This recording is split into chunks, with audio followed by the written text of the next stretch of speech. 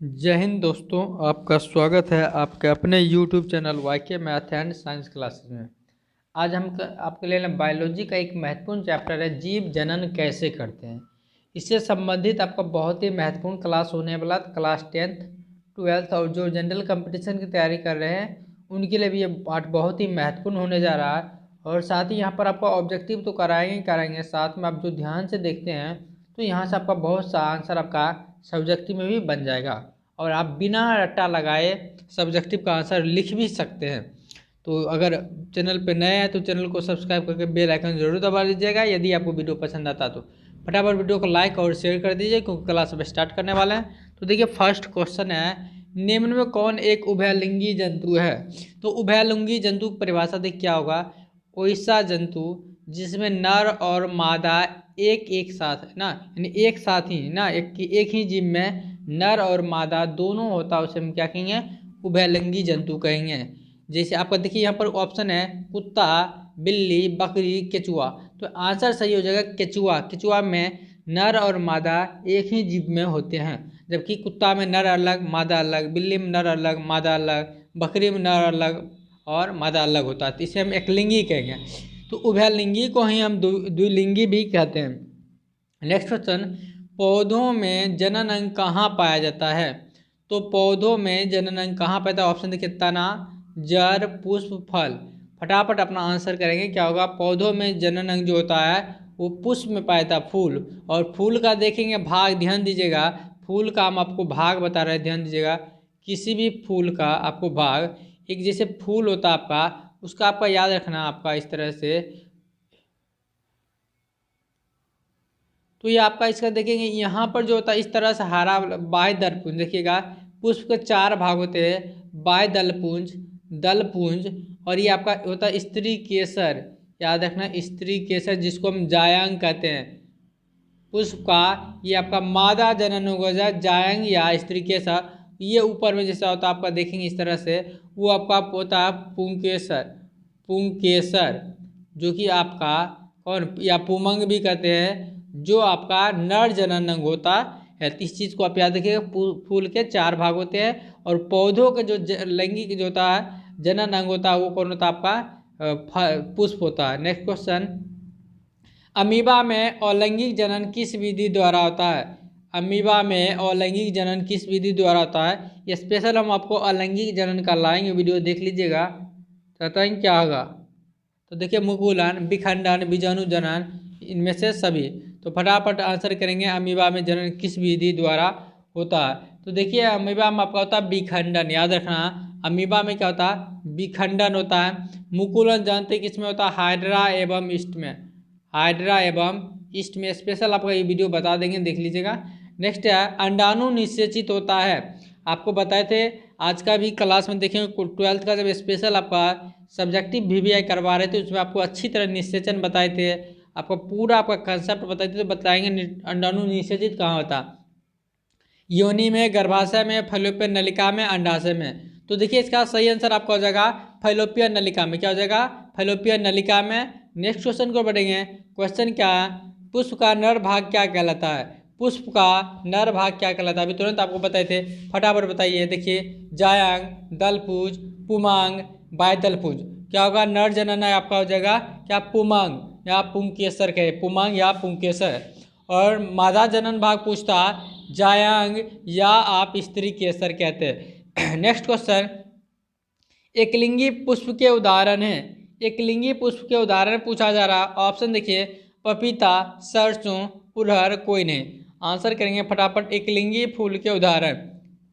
तो देखेंगे इसका आंसर हो जाएगा पपीता। इसका आंसर हो जाएगा पपीता। सरसों, उड़हर, मटर ये सभी आपका क्या होता है, द्विलिंगी होते हैं। नेक्स्ट क्वेश्चन, पुष्प का नर जनन अंग क्या कहलाता है। देखिए पुष्प का नर जनन अंग आपको बताए थे, पूरा चीज़ें कंसेप्ट एक बार समझ लीजिएगा तो बहुत से आंसर आप कर सकते हैं। तो पुष्प का नर जनन अंग क्या कहलाता है आपका, पुंकेसर। नेक्स्ट क्वेश्चन की ओर बढ़ेंगे। निम्नलिखित में कौन पुनरुद्भवन का उदाहरण है।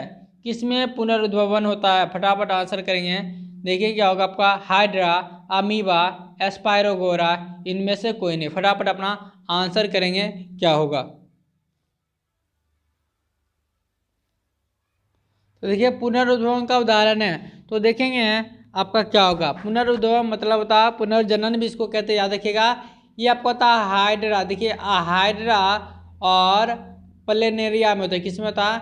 हाइड्रा और प्लेनेरिया में, याद रखिएगा। नेक्स्ट क्वेश्चन की ओर बढ़ेंगे। क्वेश्चन देखिए, भ्रूण को आपका माँ के रुधिर से ही पोषण मिलता है, इसके लिए जो संरचना होती है उसे क्या कहते हैं? अंडवाहिका, अंडाशय, प्लासेंटा, इनमें सभी। फटाफट आंसर करेंगे, क्या होगा? तो देखेंगे इसका आंसर आपका हो जाएगा इनमें से, सॉरी आपका प्लेसेंटा। क्या हो जाएगा? प्लेसेंटा हो जाएगा, जिसको हिंदी में अपरा भी कहते हैं। और अपरा याद रखिएगा, प्रसव के दौरान ये रिलैक्सिन हार्मोन का स्रावन करता है, जो गर्भाशय या अन्य भागों को ढीला कर देता है। और एक होता ऑक्सीटोसिन का स्रावन करता है, जो गर्भाशय पेशी में संकुचन उत्पन्न करता है, याद रखिएगा ऑक्सीटोसिन। नेक्स्ट क्वेश्चन को बढ़ेंगे। क्वेश्चन क्या देखिए, अलैंगिक जनन मुकुलन द्वारा किस में होता है? मुकुलन बताना किस में होता है? अभी आपको करवाए थे, मुकुलन बताएंगे। Amoeba, east, Plasmodium, लेशमानिया। लैंगिक जनन का होता है मुकुलन, तो मुकुलन आपको क्या बताए थे? आपका ईस्ट या हाइड्रा। इसमें आपका हाइड्रा में मुकुलन पूछा जाता, ध्यान देंगे। तो हाइड्रा इस तरह से जब होता है तो ध्यान दीजिएगा, तो उसमें एक काइक जैसा, देखिए काइक जैसा, बल्ब जैसा, एक क्या होता है?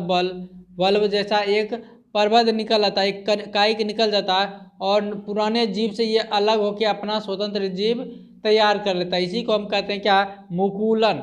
और किस में होता है? ये अलैंगिक जनन का एक प्रकार है, हाइड्रा और ईस्ट में। नेक्स्ट क्वेश्चन, निम्न में से कौन मानव में मादा जनन तंत्र का भाग नहीं है? मादा जनन तंत्र का भाग नहीं है पूछा जा रहा है, तो फटाफट आंसर करेंगे। अंडाशय, गर्भाशय, शुक्रवाहिका, डिंब वाहिनी। क्या होगा फटाफट बताएंगे? तो आंसर देखिए क्या हो जाएगा? शुक्रवाहिका, क्योंकि अंडाशय, गर्भाशय और डिंब वाहिनी ये तो आपका मादा जनन तंत्र का हिस्सा है ही, और शुक्रवाहिका आपका नर जनन तंत्र का हिस्सा है। नेक्स्ट क्वेश्चन है, शुक्राणुओं का निर्माण कहाँ होता है, यानी शुक्राणु बनता कहाँ है? तो देखिए ऑप्शन विरसन, अंडाशय, गर्भाशय, मूत्राशय। तो बताएंगे फटाफट क्या होगा? तो देखेंगे इसका आंसर आपका हो जाएगा विरसन टेस्टिस। कितना टेम्परेचर पर बनता है याद रखना है आपको? लगभग शरीर से कम 2 डिग्री सेल्सियस, 35 डिग्री सेल्सियस पर ये बनता है। और इससे स्रावित जो हार्मोन होता है उसको हम कहते हैं टेस्टोस्टेरोन। याद रखिए, टेस्टोस्टेरोन, इसको याद आपको रखना है। किससे? विरसन से स्रावित होता है। और यहाँ पर एक और चीज़ पूछा जा सकता है, शुक्राणुओं का जो होता है मोचन कहाँ होता है? तो मोचन हो जाएगा शुक्रवाहिका में, याद रखना। शुक्रवाहिका में जहाँ पर शुक्र रस, प्रोटेस्ट रस आकर मिलता है उसी को मोचन कहते हैं। कहाँ होता है आपको याद रखना? शुक्रवाहिका में। नेक्स्ट क्वेश्चन को बढ़ेंगे। क्वेश्चन क्या, हाइड्रा में प्रजनन की विधि निम्नलिखित में कौन सी है? हाइड्रा में पूछा जा रहा कौन सी प्रजनन की विधि होती है? द्विखंडन, मुकुलन और लैंगिक जनन, इनमें से कोई नहीं। देखिए आपको क्वेश्चन बार बार बहुत सा क्वेश्चन आएगा जिससे आपको याद ही हो जाएगा, तो बताएंगे इसका आंसर क्या होगा। हाइड्रा में प्रजनन कौन सी विधि होगी? तो हाइड्रा में आपका प्रजनन कौन सी विधि होगी? मुकुलन होगी। नेक्स्ट क्वेश्चन को बढ़ेंगे। पुष्प का कौन सा भाग परागकण बनाता है? परागकण कौन बनाएगा? जानते हैं आपका, ये आपका कौन सा है? नर अथी है, तो इसलिए आपका नर जनन कौन होगा? पुंकेसर हो जाएगा। नेक्स्ट क्वेश्चन को बढ़ेंगे। परागकोश में डैश पाया जाता है? परागकोश में पाया जाता है क्या? देखिए ऑप्शन है दलपुंज, परागकण, बादल, इनमें से कोई नहीं। फटाफट बताएंगे परागकोश में क्या पाता है? स्पष्ट है कि परागकण ही पाया जाएगा। नेक्स्ट क्वेश्चन, इनमें कौन सी अलैंगिक जनन की विधि है? अलैंगिक जनन की स्पेशल विधि आपको बताएंगे। आपका वहाँ से बहुत सारा लघुत्तरीय और ऑब्जेक्टिव प्रश्न हर परीक्षाओं के लिए बहुत महत्वपूर्ण होता है, वो जरूर देख लीजिएगा। तो देखिए विखंडन, मुकुलन, द्विखंडन, सभी, ये सभी जो आपका अलैंगिक जनन की ही विधि है। और अलैंगिक जनन द्वारा उत्पत्ति जो संतान होता है, उत्पन्न संतान, वो अपने जनक के हूबहू समान होता है, आनुवांशिकी रूप से और आकारीय रूप से, इसलिए उसे क्लोन भी कहा जाता है। याद रखना, क्लोन। किस रूप में? अलैंगिक जनन से उत्पन्न संतति को। नेक्स्ट क्वेश्चन, परागकोश में होते हैं, परागकोश में क्या होते हैं? ऑप्शन देखिए बादल, अंडाशय, अंडा, परागकण। तो परागकण होगा, परागकण याद रखना है। और कोई भी स्टूडेंट आगे अपने बढ़िए, बल्कि हम जो बता रहे हैं आप उसको समझने की कोशिश कीजिए, और नेक्स्ट क्वेश्चन जब हम पढ़े तब आप आंसर करने की कोशिश करें, उससे पहले आप समझने पर ध्यान दें जब भी हम समझाएं। तो निम्नलिखित में कौन नर युग्मक है? नर युग्मक कौन है? देखिए शुक्राणु, अंडाणु, योनि, फलोपियन नलिका। क्या होगा आपका? शुक्राणु। नेक्स्ट क्वेश्चन को बढ़ेंगे। क्वेश्चन क्या, ध्यान दीजिएगा। फूल में नर जनन अंग कौन है? नर जनन अंग फूल में कौन है आपका? देखिए पुंकेसर, अंडप, वर्तिकाग्र, वर्तिका। तो क्या हो जाएगा आपका? पुंकेसर। क्या हो जाएगा? पुंकेसर। याद रखना आपका ये तीनों आपका क्या आपका याद रखें स्त्री केसर का भाग है, अंडप, वर्तिकाग्र और वर्तिका। नेक्स्ट क्वेश्चन है उभयलिंगी जीव कौन है? उभयलिंगी जीव जिसमें नर और मादा एक ही जीव पे होते हैं उसे हम क्या कहेंगे? उभयलिंगी जीव। और बताएंगे फटाफट आंसर क्या होगा आपका? ये क्वेश्चन करवाएगा तो केचुआ। केचुआ, जोंक, नेरिस ये सब आपका उभयलिंगी जंतु है। याद रखें एनिलिडा संघ के भी होते हैं, ये चीज भी महत्वपूर्ण है। नेक्स्ट है पुष्पी पौधों में लैंगिक जनन होता है पत्तियों द्वारा, आपका फूलों द्वारा, तना द्वारा, इनमें से कोई नहीं। बताएंगे पुष्पी पौधा में लैंगिक जनन। जब भी लैंगिक जनन आ जाएगा याद रखेंगे फूलों द्वारा ही होगा। और लैंगिक जनन होगा तो जैसे देखिएगा गुलाब में आपका तना लगा देते, गुलाब में आप क्या करते हैं? तना लगा देते हो गया। और बरायोफाइलम में जो उसकी पत्ती ही याद रखिएगा, बरायोफाइलम में जो होता है उसका पत्ती से ही नए पौधे तैयार हो जाते हैं।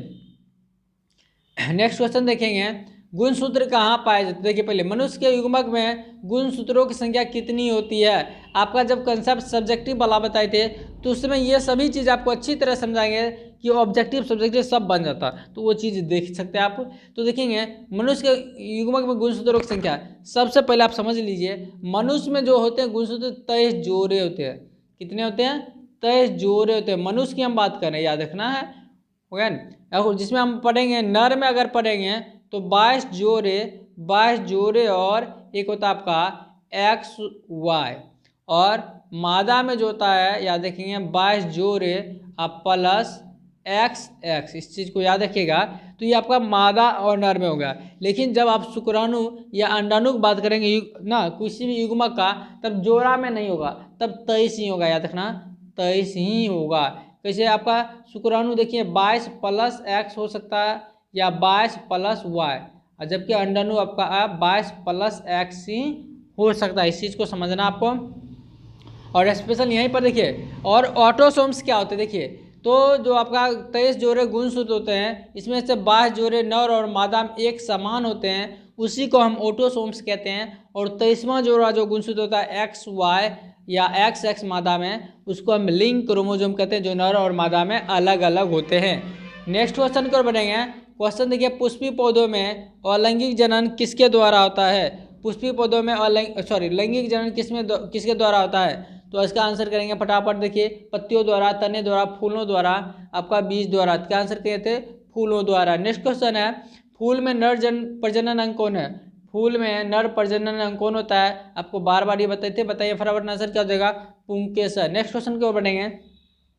नर युग्मक एवं मादा युग्मक के संकलन को क्या कहते हैं? देखिए निषेचन, अंकुरन, परागन, किण्वन। क्या हो जाएगा? नर युग्मक और मादा युग्मक के संलयन को हम निषेचन कहेंगे। और मादा में कहाँ होता है याद रखेंगे?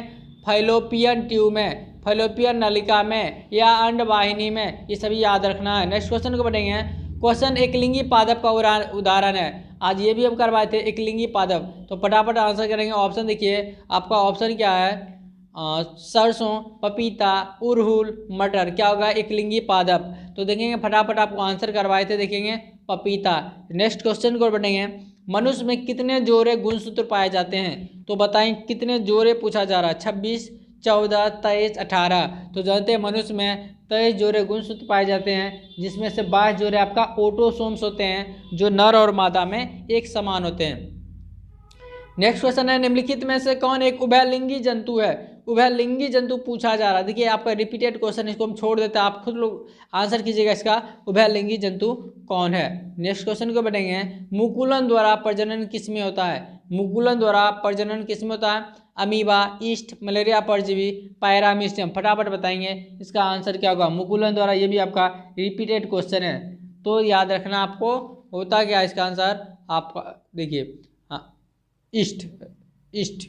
नेक्स्ट क्वेश्चन द्विखंडन किसमें होता है? द्विखंडन अमीबा में, पैरामीशियम में, लिस्मैनिया में, इनमें सभी द्विखंडन किसमें होता है? तो अमीबा में। याद रखेंगे अमीबा में। देख लेते हैं इसका आपका कन्फ्यूजन थोड़ा। तो तो देखेंगे इसका आंसर आपका हो जाएगा इनमें से सभी। याद रखना द्विखंडन किसमें, तो अमीबा में भी होता है, पैरामीशियम में होता है और लिस्मानियम भी होता है, इसलिए इनमें से सभी याद रख लेंगे। द्विखंडन किसमें, तो अमीबा, पैरामीशियम, लिस्मानियम। नेक्स्ट क्वेश्चन को बढ़ेंगे। अरहुल किस प्रकार का फूल है? अरहुल बताना किस प्रकार का फूल है। देखिए आपका ऑप्शन क्या है, द्विलिंगी, एकलिंगी, दोनों, कोई नहीं। फटाफट बताइए अरहुल क्या होगा, किस प्रकार का फूल है। फटाफट अपना आंसर करेंगे। अरहुल किस प्रकार का फूल है, ये आपको बताए थे, तो इसको आगे हम चलते हैं, ठीक है। क्योंकि आपका पिछला क्वेश्चन में देखिएगा जिसमें आपको पपीता अलग छट कर बताए थे, उसमें देखिएगा अरहुल था, तो इसलिए इसको आप लोग खुद कमेंट कीजिएगा। नेक्स्ट क्वेश्चन को बढ़ेंगे।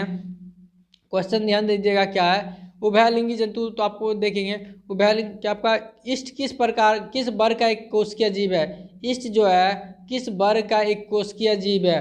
फटाफट आंसर करेंगे इष्ट किस वर्ग का एक कोशिकीय जीव है। तो याद रखना है इष्ट आपका कवक है। इष्ट क्या आपका कवक है। इष्ट है, मशरूम है, ये सभी आपका एक कवक होता है। नेक्स्ट है उभयलिंगी जंतु कौन नहीं है। उभयलिंगी जंतु कौन है, नहीं है। केचुआ, कृमि, हाइड्रा, मछली। तो फटाफट आंसर कमेंट करेंगे उभयलिंगी जंतु कौन नहीं है, तो आप कहेंगे मछली। मछली आपका एकलिंगी जंतु है। नेक्स्ट क्वेश्चन को बढ़ेंगे। पुष्प के केंद्र में अवस्थित मादा जनन अंग कौन है। मादा जनन अंग देख लीजिए आपका क्या हो जाएगा, स्त्री केसर, पुंकेसर, परागकण, परागकोश। तो आप कहेंगे स्त्री केसर। नेक्स्ट क्वेश्चन को बढ़ेंगे। क्वेश्चन है पुष्प के केंद्र में अवस्थित मादा जनन अंग, तो वही रिपीटेड क्वेश्चन, इसको छोड़ देते हैं। इस किस वर्ग का एक कोशिकीय जीव है, ये भी आपको भी बताए थे, इसको भी हम छोड़ देते हैं। नेक्स्ट क्वेश्चन है मानव वृषण जो अवस्थित होता है किसमें। तो अधिकतर क्वेश्चन बीच में आपका रिपीटेड था, इसलिए उसको हम छोड़ दिए। तो आगे हम चले, मानव वृषण जो अवस्थित होता है किसमें, तो याद रखना है क्या होता है, देखिए वृषण कोश में। वृषण कोश में याद रखिएगा, वृषण कोश में, ऑप्शन सी। नेक्स्ट क्वेश्चन है मनुष्य में शुक्राणुओं तथा अंडाणुओं का निषेचन होता है। ये क्वेश्चन भी रिपीटेड है लेकिन बहुत इंपॉर्टेंट है, इसलिए हम बता दें आपको। मादा की योनि में, गर्भाशय में, ग्रीवा में, फैलोपियन नलिका में। बताना है अंडाणु का निषेचन कहाँ होता है, तो देखेंगे फैलोपियन नलिका में। नेक्स्ट क्वेश्चन देखेंगे भ्रूण का विकास होता है। भ्रूण का विकास होता है गर्भाशय में, फैलोपियन नलिका में, नारी के योनि में, ग्रीवा में। तो फटाफट आंसर करेंगे क्या होगा। तो आप समझ लीजिए जब युग्मनज बनता है, निषेचन कहाँ होता है, निषेचन होता है फैलोपियन नलिका में। तो जब युग्मनज बनता है तो युग्मनज में समसूत्री विभाजन होता है, जिसके फल जिसको हम विदलन कहते हैं। क्या कहते हैं, विदलन। एक कोशिकीय जीव ना, एक कोशिकीय जीव से 2, 2 से 4, 4 से 8, 8 से 16, 16 से 32, 32 से 64 कोशिका, जिसको हम ब्लास्टुला अवस्था या ब्लास्टोसिस कहते हैं। इस अवस्था में क्या होता है, भ्रूण गर्भाशय की दीवार से जाकर चिपक जाता है, जिसे हम गर्भधारण या आरोपण कहते हैं। और वहीं पर उसी के बाद प्लासेंटा का निर्माण होता है ना, जो आपका क्या करता है, भ्रूण को पोषण प्रदान करता है। तो ये सभी गर्भाशय में होता है, इसलिए इसका आंसर हो जाएगा गर्भाशय। नेक्स्ट क्वेश्चन की ओर बढ़ेंगे। लैंगिक जनन संचरित रोग हर्पीस है। हर्पीस देखिए आपका पूछा जा रहा कौन सा रोग है, तो देखिए एड्स, हर्पीस, एड्स, हर्पीस, उसके बाद गोनोरिया, गोनोरिया और सिफिलिस, और सिफिलिस याद रखिएगा, सिफिलिस। ये चारों आपका यौन संचरित रोग है, जिसमें से ये दोनों आपका वायरस जनित है और ये दोनों आपका जीवाणु जनित है। तो वायरस जनित एड्स और हर्पीस हो गया, तो हर्पीस के बारे में पूछा जा रहा है, तो क्या हो जाएगा, ये वायरस जनित रोग हो जाएगा, यानी ऑप्शन बी। नेक्स्ट क्वेश्चन को बढ़ेंगे। मानव में मासिक चक्र की अवधि होती है, तो देखिए 30 दिन, 24 दिन, 28 दिन, 32 दिन। तो मासिक चक्र की अवधि आपका मनुष्य में कितने होते हैं, 28 दिनों की एक चक्र होती है, जिसके बाद पुनः आपका क्या होता है, एक अंडाणु आपका क्या होता है, जब निषेचन नहीं होता है तो वो क्या होते हैं, म्यूकस के रूप में क्या होता है, टूट ना मृत होकर शरीर से बाहर आ जाता है। ये समझिए आपका ये 28 दिनों का एक चक्र होता है। नेक्स्ट आप अध्याय देखेंगे आनुवांशिकता एवं जैव विकास। तो देखिए फर्स्ट क्वेश्चन, मेंडल ने अपने प्रयोग में किस पौधे का चयन किया था। ये सभी स्टूडेंट जानते होंगे, मटर, सेम, चना, सभी। तो देखिएगा मटर हो जाएगा। नेक्स्ट क्वेश्चन, निम्न कौन सा अवशेषी अंग मानव में पाया जाता है, मतलब जिसका कोई उपयोग नहीं है। रीढ़ की हड्डी, अंगूठा, नाक और अपेंडिक्स। तो फटाफट बताइए अवशेषी अंग कौन है।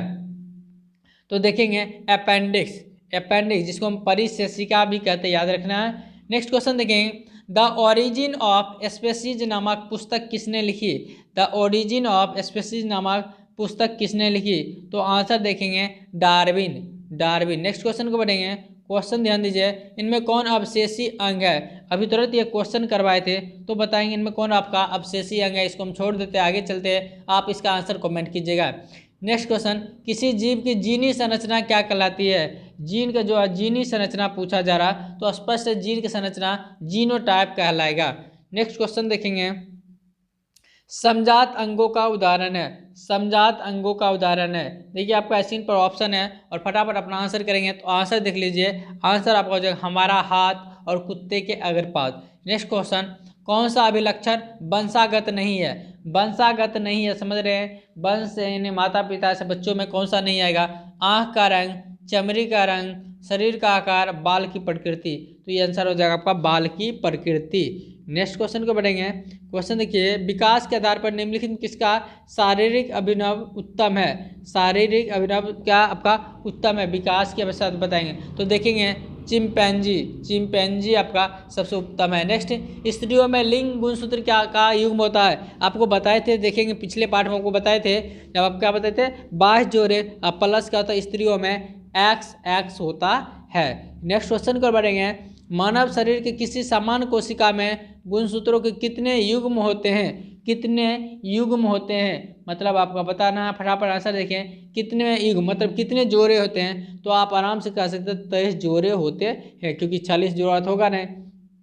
नेक्स्ट क्वेश्चन देखेंगे, लिंग गुणसूत्र का पूर्ण जोड़ा किसमें पाता है?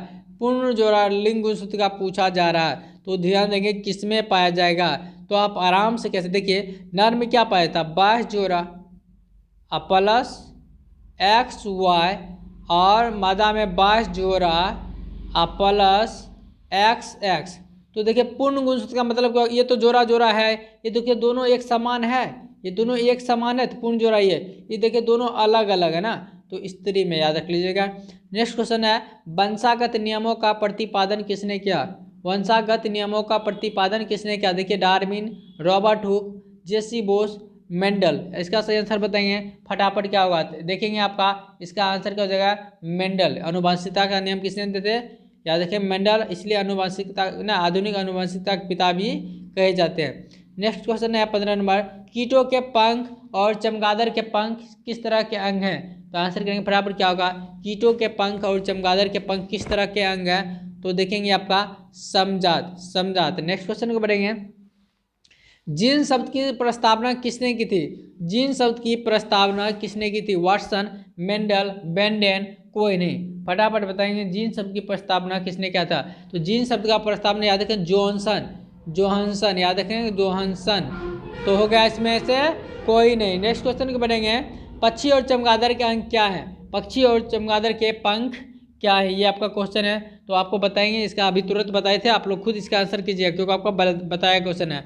घोंघा किस समुदाय का प्राणी है? घोंघा किस समुदाय का प्राणी है? तो याद रखेंगे घोंघा आपका किस समुदाय का प्राणी हो जाएगा? मोलस्का।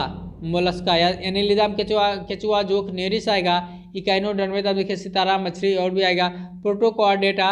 देखिएगा आपका एक कॉर्डेटा संघ का एक उपसंघ होता है, उपसंघ प्रोटोकॉर्डेटा और बर्टीबेटा। बर्टीबेटा को देखिएगा फिर हम 5 वर्ग में बढ़ते हैं, मत्स्य, सरीसृप, उभयचर, पक्षी और स्तनधारी। किसको? बर्टीबेटा उपसंघ को। तो ये देख लीजिएगा, स्पेशल आपका बताएगा जंतु संघ, तो उसका वीडियो जरूर देख लीजिएगा।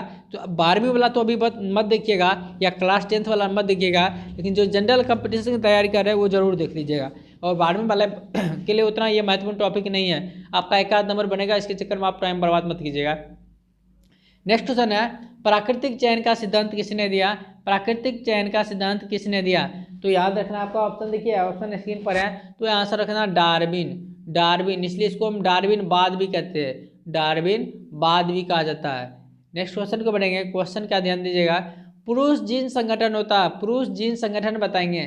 तो देखेंगे आपका स्क्रीन पर ऑप्शन है, तो बताएंगे फटाफट पुरुष जीन संगठन क्या होगा। तो देखेंगे आप आराम से कह सकते हैं XY, XY। नेक्स्ट क्वेश्चन है, जीवों की उत्पत्ति के पहले पृथ्वी पर निम्नलिखित में क्या नहीं था? क्या नहीं था ये पूछा जा रहा है, जीवों की उत्पत्ति के समय क्या नहीं था?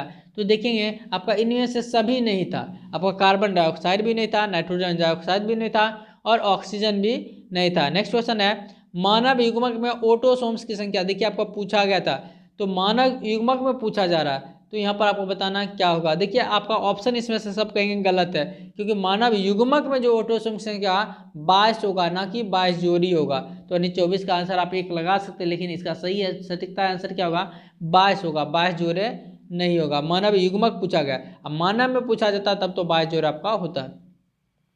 नेक्स्ट है अनुवांशिकता का जनक किसे कहा जाता है, अनुवांशिकता का जनक किसे कहता है, मूलर, सटन, लेमार्क, मेंडल। तो फटाफट आंसर कर दीजिएगा इसका। नेक्स्ट क्वेश्चन को बढ़ते हैं।